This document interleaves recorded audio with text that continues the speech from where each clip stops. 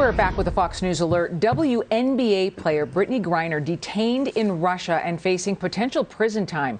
Griner arrested at a Moscow airport in February on drug smuggling charges after vape cartridges were found in her luggage. This is a massive American story coming out of Russia. The Russian Customs Service says the cartridges contained cannabis oil, which could carry a maximum penalty of 10 years in prison. Where Brittney Griner, one of the biggest names in the WNBA, has been imprisoned since February, allegedly because of this. So at the Sheremetyevo airport near Moscow in Russia, this was allegedly Griner going through airport security. This video was released by the Russian Federal Customs Service on Telegram. As the Times put it, Russian officials did not release the player's name, but the Russian news agency TASS, citing a law enforcement source, identified the player as Griner, a 7-time WNBA All-Star center for the Phoenix Mercury. Her agent put out a statement saying they're aware and in contact with her legal reps in the country. As the death toll rises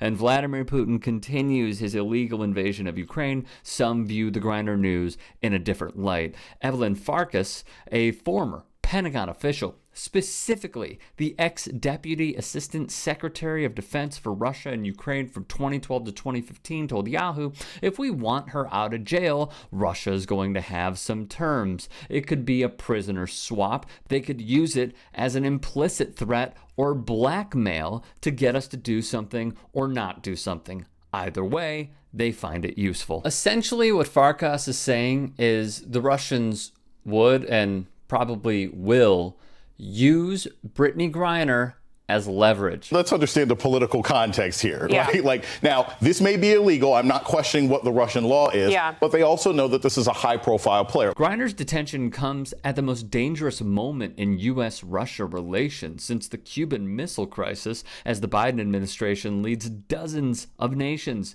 in imposing crushing sanctions on Russia's economy and its political elites. President Putin of Russia said on Saturday that the sanctions were akin to a declaration of war against his country, wrote the Times.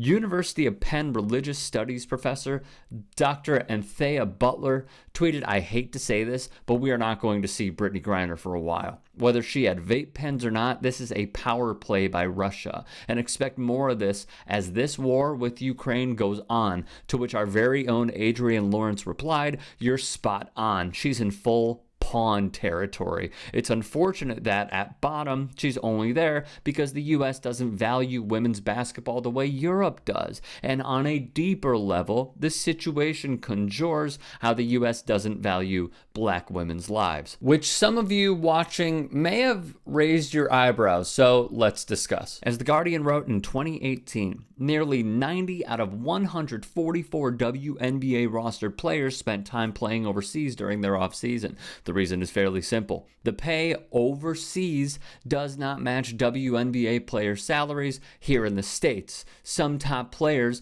earn more than $1 million, nearly quadruple what they can make as a base salary in the WNBA. Many have been willing to spend their off-season playing far from home. As the Denver Post outlined, Russian sports leagues have been able to pay top players these high salaries because some of the teams are funded by government municipalities, while others also are owned by oligarchs who care more about winning championships and trophies than being profitable. There are stories of Russian owners putting up players in luxury accommodations and taking them on shopping sprees and buying them expensive gifts in addition to paying their salaries. Global Sport Matters wrote in 2017, on average, WNBA players made $71,635, while the max salary was $115,500 for veterans who have been in the league for at least 6 years, though those figures are rising, just not anywhere near overseas money. In 2015,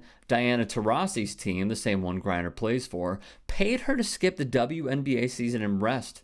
We had to go to a communist country to get paid like capitalists, which is so backward to everything that was in the history books in 6th grade, she said a few years ago. As the AP outlined, the Russian league has a completely different financial structure from the WNBA, where there is a salary cap, players union, and collective bargaining agreement. A black queer woman has been held in Russia for almost a month.